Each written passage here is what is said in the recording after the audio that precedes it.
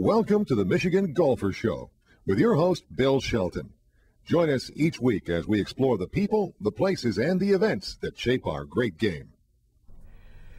This is Jack Berry with the Michigan Golfer on television, and today we're at the Country Club of Jackson with Jackson's #1 golfer of all time, Dave Hill. Dave, it's good to see you again, and glad that you're still playing so well. Had a little 68, just about matched your age a few days ago. Well, and he's almost. 67. He's not 69. Now we'll get that right. It's a pleasure to be here, Jack. Thank you. We're going to talk about Ryder Cup today.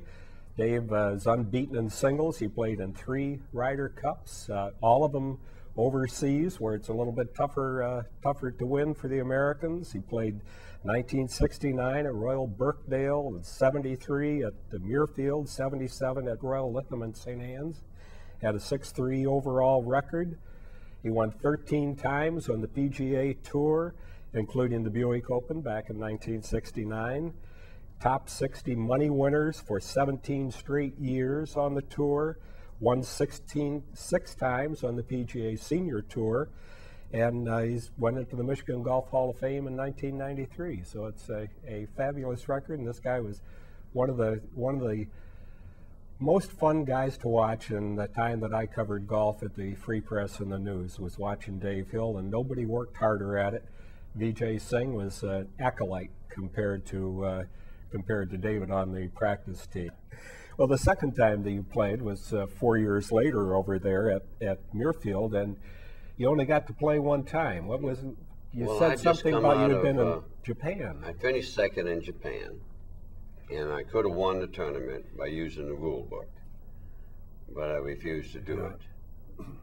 And then I flew 36 straight hours to get there, and I had horrendous pains right under my diaphragm, and I didn't know what was wrong.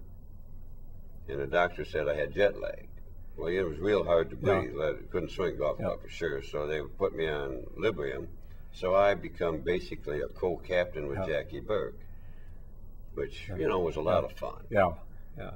Who did you almost lose to, or you did lose to in Japan? What was that? Well, I can't even think of the Japanese names Okay. by me, but I was playing with 2 little Japanese fellas, and we're in the last group, and I was like 2 shots behind teeing off, and I had an interpreter with me, and we get around there, and I get to where I'm like 1 shot, but in the meantime, one of the little guys, he's dropped out of contention. But all the way around the golf course, they're clubbing one another. Okay. You know, and then it got to the point to where the one that was out would walk over and step behind the ball of the other fella, and they had him on camera. And my interpreter's saying, they can't do that. I said, I know they can't do that. And so when we get in the clubhouse, my interpreter went to the head of their golf association, who was a very nice elderly gentleman. And he called them 2 fellas into the room with the interpreter, and then they replayed the 16th, 17th, and 18th holes back on TV and showed them. And then they come to me and asked me what I wanted to do. And I said, if I can't beat a person with my golf clubs, I'm not going to beat them with the rule book. I'll take right where I'm at second. I said, just tell them if they come to America, they won't last a week. Did they ever come over? One of them did. He played pretty good in the Masters about 4 years later. Oh, yeah? Okay. But, you know, they had to go through a learning process. Sure, yeah. That the rule book does count. So then your 3rd time in the Ryder Cup was at Royal Lytham. Right, and I was not playing well then. What you mean, going into the? Right, I was not swinging the golf club very well. But you played pretty good there. Well, I played with Dave Stockton one day, and we get beat. And I don't know, we probably got beat 2-up, and it was strictly because I was of no help. Yeah. But I thought that you played with Stockton and you won a match. You beat Jacqueline and Amy Darcy, 5 and 3. How many matches did I play? Well, you played, then you won singles 5 and 4 over Tony Right, Horton. over Horton. Yeah. Did Stockton and I win? I thought Stockton and I got drilled. No. No, I played, that was at really the start of when I started to play poorly and I quit. Yeah, right after Finsterwald was the captain. Captain. And Wonderful US won 12.5 to 7.5.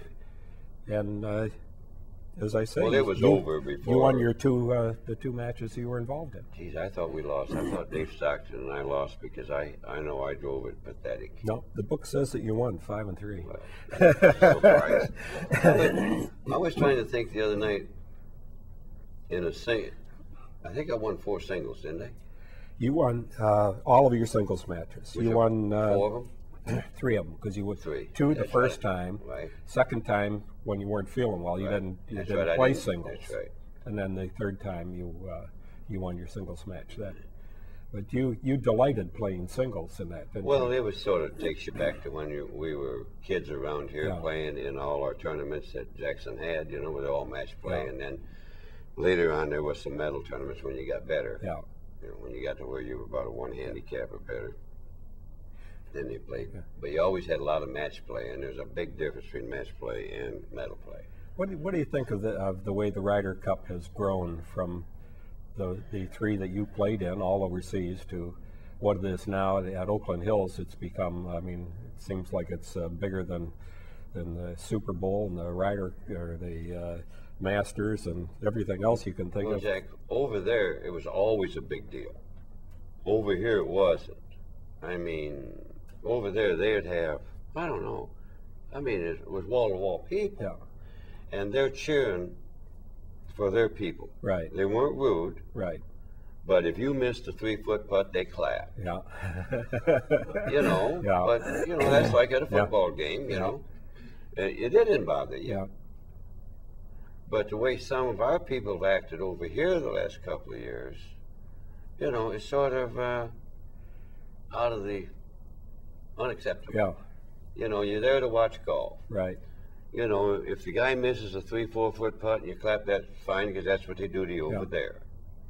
But you don't harass the player before he Right. gets a chance to You don't swing get the on golf club. Colin Montgomery. Right. No.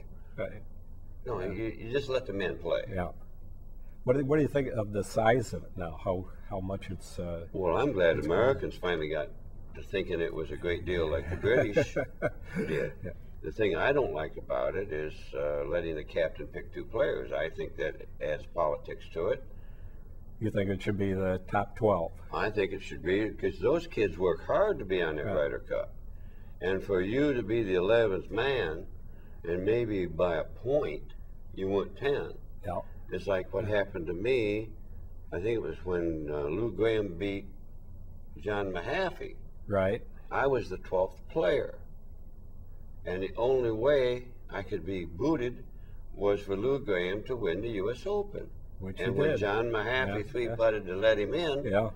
I could have killed the little guy. I mean, that was really disappointing for me. Yeah. Yeah. Because I was delighted just to be a member of the team.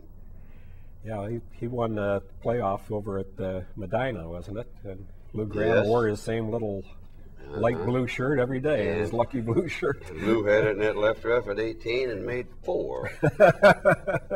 And you'll never forgive him for it. Right. No, that was probably that was a big letdown for me that year.